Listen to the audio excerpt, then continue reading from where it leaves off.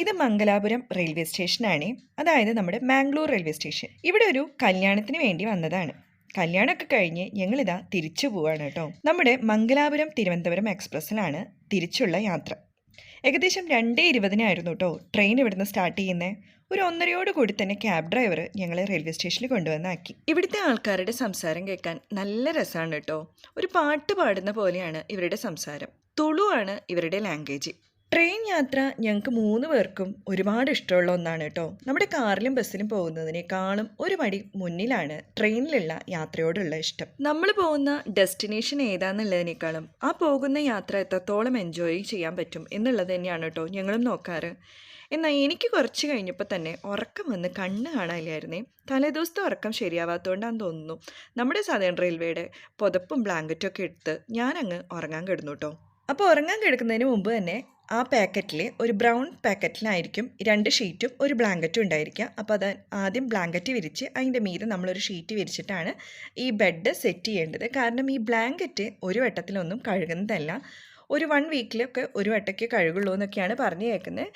മറ്റേ white sheet ഓരോ journey കഴിയുമ്പോഴും അത് വാഷ് ചെയ്ത് സെറ്റ് ചെയ്ത് ഒരു കവറിലാക്കിയിട്ട് നമുക്ക് സെറ്റ് ചെയ്ത് തരും.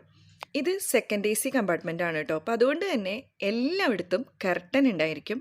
നമുക്ക് ഓരോ കിടക്കുന്നതിൻ്റെ അവിടെയും കർട്ടൻ ഉണ്ട്. അപ്പോൾ അതുകൊണ്ട് തന്നെ നമുക്ക് ഭയങ്കര പ്രൈവസിയാണ് കേട്ടോ.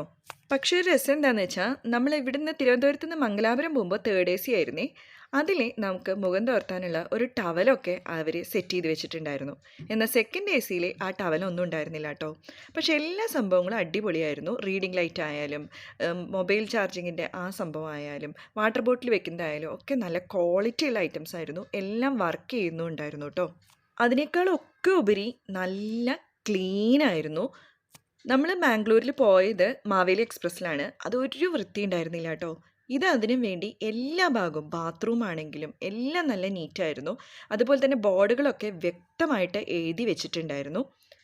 ഡസ്റ്റ്ബിൻ ആയാലും അതുപോലെ തന്നെ ഹാൻഡ് വാഷിൻ്റെ സെക്ഷൻ ആയാലും എല്ലാതും ഒന്നിനൊന്ന് മികച്ചതുമായിരുന്നു. എല്ലാം നല്ല ഫില്ല് ചെയ്തിട്ടും വെച്ചിട്ടുണ്ടായിരുന്നു കേട്ടോ. പിന്നെ വാഷ് ബേസിൻ്റെ അടുത്തും അതുപോലെ തന്നെ ബാത്റൂമുകളിലും ടിഷ്യൂവും വെച്ചിട്ടുണ്ട്. വളരെ അപൂർവമായിട്ട് മാത്രം കാണുന്നൊരു സംഭവമാണ് കേട്ടോ. ടാപ്പുകളൊക്കെ പുത്തനായിരുന്നു. അതുപോലെ തന്നെ മണമൊന്നും ഇല്ലാതിരിക്കാൻ വേണ്ടിയിട്ട് അതിന് വേണ്ടിയിട്ടുള്ള സാധനങ്ങളും അവർ അറേഞ്ച് ചെയ്ത് വെച്ചിട്ടുണ്ട്. ഈ യാത്രയിൽ എനിക്ക് തോന്നിയൊരു കാര്യം പറയട്ടെ. നമ്മുടെ കേരളത്തിലെ ഒരുവിധമുള്ള എല്ലാ റെയിൽവേ സ്റ്റേഷനുകളും അത്യാവശ്യം നല്ല ക്ലീനൊക്കെ തന്നെയാണ് കേട്ടോ. ഓരോ സ്റ്റേഷൻ എത്തുമ്പോഴും പുറത്തേക്കൊന്നും ഇറങ്ങിയില്ലെങ്കിൽ എന്തോ ഒന്ന് സംഭവിക്കും എന്ന മട്ടിലാണ് എൻ്റെ ഏട്ടൻ്റെ കാര്യം. അപ്പം അതുകൊണ്ട് തന്നെ ഓരോ സ്റ്റേഷൻ എത്തുമ്പോഴും പുറത്തിറങ്ങി ഉള്ളിലേക്ക് നോക്കി ഒരു ഹായ് പറഞ്ഞില്ലെങ്കിൽ മൂപ്പർക്ക് സമാധാനം കിട്ടൂല. പിന്നെ ട്രെയിനിൽ യാത്ര ചെയ്യുമ്പോൾ വിശന്നില്ലെങ്കിലും എന്തെങ്കിലും കുറച്ചുകൊണ്ടിരിക്കുക എന്നുള്ളത് നമ്മുടെ ഒരു സ്വഭാവമാണല്ലോ. അപ്പോൾ അതുകൊണ്ട് തന്നെ മംഗലാപുരത്തു നിന്ന് തന്നെ കുറച്ച് ഐറ്റംസ് വാങ്ങി ബാഗിൽ ഇട്ടിട്ടുണ്ടായിരുന്നു. അങ്ങനെ ഫ്രൂട്ട് കേക്കും ബിങ്കോയും ഒക്കെ കഴിച്ചു. ബിങ്കോൻ്റെ കൂടെ ബിങ്കോ #എന്നും കൂടി ഉണ്ട് എന്നുള്ളത് ഞങ്ങൾക്ക് ഇപ്പോഴാണ് കേട്ടോ അറിയാം. മോൻ പറഞ്ഞപ്പോഴാണ് അങ്ങനെ ഒരു സംഭവം അതിൻ്റെ മുകളിൽ എഴുതിയിട്ടുള്ള കാര്യം പോലും ഞങ്ങൾ ശ്രദ്ധിക്കുന്നത്. അങ്ങനെ പുറത്തേക്ക് നോക്കിയിരിക്കുമ്പോഴാണ് കേട്ടോ തലശ്ശേരി എത്തി എന്നുള്ള ബോർഡ് കണ്ടത്. അത് കണ്ടോടുകൂടി നമ്മുടെ തലശ്ശേരി പലഹാരങ്ങളാണ് ഓർമ്മ വന്നത്. സ്റ്റേഷനിൽ നോക്കിയപ്പോൾ ഒരു കടയിൽ നിറച്ച് പലഹാരം ഇരിക്കുന്നു. പിന്നെ ഒന്നും നോക്കിയില്ല, ഏട്ടൻ എന്താ ചാടി ഇറങ്ങി കുറേ തലശ്ശേരി പലഹാരങ്ങൾ അങ്ങോട്ട് വാങ്ങിച്ചു. അതിൽ ആദ്യം കിട്ടിയ സംഭവം എന്താ ഈ കൊഴുക്കട്ടയാണ് കേട്ടോ. കൊഴുക്കട്ട എൻ്റെ ഒരു ഫേവറേറ്റ് ഐറ്റമാണ്. പിന്നെ ഇതാ ഈ മുട്ട വെച്ച ഒരു സംഭവം. ഇതിൻ്റെ പേരൊന്നും അറിഞ്ഞൂടാ. കട്ട്ലേറ്റ് പകുതിയാക്കിയിട്ട് അതിൻ്റെ ഉള്ളിൽ മുട്ട വെച്ച പോലെയുണ്ട്. പിന്നെ ഇത് ഇറച്ചിപ്പത്തിരിയാണെന്ന് തോന്നുന്നു, എനിക്കിത് അറിയില്ല കറക്റ്റായിട്ട്. ഒരു ബൂരിയുടെ ഉള്ളിൽ ചിക്കനുള്ള സംഭവമായിരുന്നു. പിന്നെ ഒരു ബണ്ണ് പോലത്തെ പാവഭാജിയുടെ ബണ്ണില്ലേ, ആ ബണ്ണായിരുന്നു കേട്ടോ. അതിൻ്റെ ഉള്ളിലും മുട്ട ഉണ്ടായിരുന്നു. പിന്നെ നല്ല ആസ്വദിച്ച് ആ പലഹാരങ്ങളൊക്കെ അങ്ങോട്ട് കഴിച്ചു തുടങ്ങി കേട്ടോ. അപ്പോൾ ആദ്യം കഴിച്ചത് ഈ ബണ്ണായിരുന്നു. ഈ ബണ്ണ് വലിയ രസമൊന്നും ഉണ്ടായിരുന്നില്ല കേട്ടോ. പിന്നെ മേടിച്ചതല്ലേന്ന് വിചാരിച്ച് അതങ്ങ് കഴിച്ചു. നെക്സ്റ്റ് നമ്മുടെ ഈ ചിക്കൻ വെച്ച ബൂരിയായിരുന്നു കേട്ടോ. ഇത് നല്ല ടേസ്റ്റ് ഉണ്ടായിരുന്നു. ഇത് ഞങ്ങൾ നല്ല അടിപൊളിയായിട്ട് കഴിച്ചു. അപ്പോഴാണ് നമ്മുടെ ചായ കാപ്പി എന്നുള്ള ആ ചേട്ടൻ വന്നത്. അപ്പോൾ അവരുടെ കയ്യിൽ നിന്ന് ഒരു ചായയും മേടിച്ചു. 10 രൂപയാണ് ചായക്ക്. പക്ഷേ ഇത് ചായ എന്നൊന്നും പറയാൻ പറ്റൂല കേട്ടോ. ഇത് കുറച്ച് ചൂടുവെള്ളത്തിൽ പഞ്ചസാരയും ഒരു പൊടിക്ക് ചായപ്പൊടി ഇട്ട് തന്നിട്ടുള്ള എന്തോ ഒരു സംഭവം, അത്രേ ഉള്ളൂ. പിന്നെ 4 മണിക്ക് ചായ കുടിച്ചില്ലെങ്കിൽ തലവേദന വരുന്ന ഐറ്റംസാണ് ഞങ്ങൾ 2 പേരും. അപ്പം അതുകൊണ്ട് പിന്നെ ചൂടുവെള്ളമാണോ ചായയാണോ എന്നൊന്നും നോക്കാതെ അങ്ങ് കുടിച്ചിട്ടു കേട്ടോ. ഇവിടെ ഒരാൾ ബിങ്കോ തീരാതിരിക്കാൻ വേണ്ടിയിട്ട് അതിൻ്റെ ഓരോ ലെയറുകൾ എടുത്ത് തിന്നുകയാണെങ്കിൽ നമ്മൾ പണ്ട് ഐസ്ക്രീം തീരാതിരിക്കാൻ വേണ്ടി കുഞ്ഞ് സ്പൂണൊക്കെ തിന്നില്ലേ അതുപോലെ. പിന്നെ മേടിച്ച ഈ കൊഴുക്കട്ട ഉണ്ടല്ലോ, ഇത് കൊഴുക്കട്ട അല്ലായിരുന്നു. ഞാൻ നല്ല മധുരമുള്ള കൊഴുക്കട്ട പ്രതീക്ഷിച്ച് കടിച്ചപ്പോൾ നല്ല എരിവുള്ള ഒരു സംഭവമാണ് കിട്ടിയത്. തേങ്ങാ ചമ്മന്തി ഉള്ളിൽ വെച്ച ഒരു കൊഴുക്കട്ട. പിന്നെ കുറേ നേരം പുറത്തേക്ക് നോക്കിയിരുന്നു. നല്ല അടിപൊളി മഴയായിരുന്നു. കണ്ണൂരും കോഴിക്കോടും കാസർഗോഡും ഒക്കെ നല്ല മഴയായിരുന്നു. രാത്രിക്കുള്ള ഫുഡ് നമ്മൾ സൊമാറ്റോന്നാണ് കേട്ടോ ഓർഡർ ചെയ്ത്. ട്രെയിനിൽ ഇരുന്നിട്ട് നമ്മുടെ PNR നമ്പർ അടിച്ചു കൊടുത്തു കഴിഞ്ഞാൽ നമുക്ക് ഏതൊക്കെ സ്റ്റേഷനിൽ ഫുഡ് അവൈലബിൾ ആണെന്ന് അതിൽ കാണിക്കും. അപ്പം ഞങ്ങൾക്ക് കോഴിക്കോട് നിന്നും തൃശ്ശൂരിൽ നിന്നുമാണ് ഫുഡ് അവൈലബിൾ ആയിരുന്നത്. അപ്പോൾ കോഴിക്കോട് 6:30ക്കും അതുപോലെ തന്നെ തൃശ്ശൂർ രാത്രി 9:30ക്കും ആയതുകൊണ്ട് കോഴിക്കോട് നിന്ന് തന്നെ ഫുഡ് പോരട്ടെ എന്ന് അങ്ങ് തീരുമാനിച്ചു. അങ്ങനെ ഇതാ ഫുഡ് ഓർഡർ ചെയ്തു. ഫുഡ് കോഴിക്കോട് നിന്ന് ഡെലിവർ ആയി കേട്ടോ. ട്രെയിനിൽ നിന്ന് ഫുഡ് കഴിക്കാൻ ഇഷ്ടപ്പെടാത്തവർക്ക് എന്തായാലും നല്ല ഒരു സംഭവമാണ് കേട്ടോ ഈ സ്വിഗ്ഗിയിൽ സൊമാറ്റോയിലൊക്കെ ഓർഡർ ചെയ്യുന്നത്. നമുക്ക് ഇഷ്ടമുള്ള റെസ്റ്റോറൻറ്റിൽ നിന്ന് നമുക്ക് ഫുഡ് ഓർഡർ ചെയ്യാം. അത് നമുക്ക് ഇഷ്ടമുള്ള ഫുഡ് ഓർഡർ ചെയ്യാം. അപ്പോൾ ഇതുപോലെ അവരെ നല്ല ചൂടോടുകൂടി തന്നെ നമുക്ക് ഡെലിവറി ചെയ്യും. നമ്മുടെ സീറ്റ് നമ്പറും നമ്മുടെ നമ്പറും പറഞ്ഞു കൊടുത്തു കഴിഞ്ഞാൽ അവർ നമുക്ക് ആ സംഭവം തരും കേട്ടോ. സ്റ്റേഷൻ എത്തുന്നതിന് കുറച്ച് മുമ്പ് അവർ നമ്മളതിനെ കോൾ ചെയ്യും. എല്ലാം റെഡിയല്ലേ, എന്നിട്ട് ട്രെയിനിൻ്റെ പുറത്തേക്ക് ഒന്ന് വന്ന് നിൽക്കുമെന്ന് ചോദിക്കും. അപ്പോൾ അവർ അതാത് സ്ഥലത്ത് വന്ന് നമുക്ക് ആ സംഭവം കൊണ്ടുവന്ന് തരും. നല്ല ചൂടോടക്കിന് തന്നെ ഡെലിവറി ചെയ്യും കേട്ടോ. ഇന്ന് ട്രെയിനിൽ പോകുന്ന ഭൂരിഭാഗം പേരും ഈ സംവിധാനം യൂസ് ചെയ്യുന്നുണ്ട് കേട്ടോ. വളരെ നല്ലൊരു സംഭവമാണ്. കാരണം നമുക്ക് ഇഷ്ടമുള്ള ഫുഡ് കഴിക്കാം, നല്ല ഫുഡ് കഴിക്കാം. എവിടെന്നെങ്കിലും നമുക്ക് സ്പെഷ്യലി വേണമെന്നുണ്ടെങ്കിൽ അത് ഓർഡർ ചെയ്യാം. പക്ഷേ ഇത് ഡെലിവറി ചെയ്യുന്നതിന് അതിൻ്റേതായിട്ടുള്ള കുറച്ച് ചാർജ് ഈടാക്കുന്നുണ്ട്. ബിരിയാണിയോ ബർഗറോ പിസ്സയോ ജ്യൂസോ ഷേക്കോ എന്ത് വേണമെങ്കിലും ഇങ്ങനെ ഓർഡർ ചെയ്യാം. ചില സ്റ്റേഷനുകളിൽ മാത്രമാണ് ഇങ്ങനെ ഫുഡ് ഡെലിവറി ചെയ്യുന്ന സൗകര്യമുള്ളൂ. അപ്പോൾ അത് നമ്മൾ എന്തായാലും മുൻപേ ചെക്ക് ചെയ്തിരിക്കണം കേട്ടോ. അപ്പോൾ ട്രെയിനിലിരുന്ന് കഴിക്കാനുള്ള സൗകര്യത്തിന് നമ്മളിന്ന് ബർഗറും റാപ്പും ഒക്കെയാണ് ഓർഡർ ചെയ്തത്. ഫുഡ് വന്നാൽ പിന്നെ എങ്ങനെയാണ് കഴിക്കാതിരിക്കുക? അതിൻ്റെ മണം അങ്ങ് വന്നോടുകൂടി ഞങ്ങളുടെ വിശപ്പും കൂടി വന്നു കേട്ടോ. എന്നാൽ പിന്നെ ഫുഡ് കഴിച്ചിട്ടാവാം അടുത്ത പരിപാടിയെന്ന് കരുതി അതങ്ങ് പൊട്ടിച്ച് കഴിച്ചു തുടങ്ങി. ഒന്നും അറിയാത്ത ഒരു റെസ്റ്റോറൻറ്റിൽ നിന്നാണ് കേട്ടോ ഫുഡ് ഓർഡർ ചെയ്തത്. അപ്പം അതുകൊണ്ട് തന്നെ എങ്ങനെയുണ്ടായിരിക്കുന്ന ഒരു പിടി ഉണ്ടായിരുന്നില്ല. പക്ഷേ ഞങ്ങൾ ഞെട്ടിച്ചുകൊണ്ട് ബർഗറൊക്കെ സൂപ്പറായിരുന്നു. 3 പാറ്റിയൊക്കെയാണ് കേട്ടോ ഇതിൽ വെച്ചിരുന്നത്. സിംഗർ ബർഗർ ആയിരുന്നു.